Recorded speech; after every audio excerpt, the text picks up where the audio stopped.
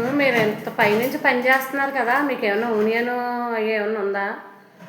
ఏమన్నా డబ్బులు అదే ఏదన్నా మామూలుగా ఏమన్నా కాల్ జారినా చేసినా పడిపోయినా ఏమన్నా గవర్నమెంట్ ఇస్తుందా? లేదా?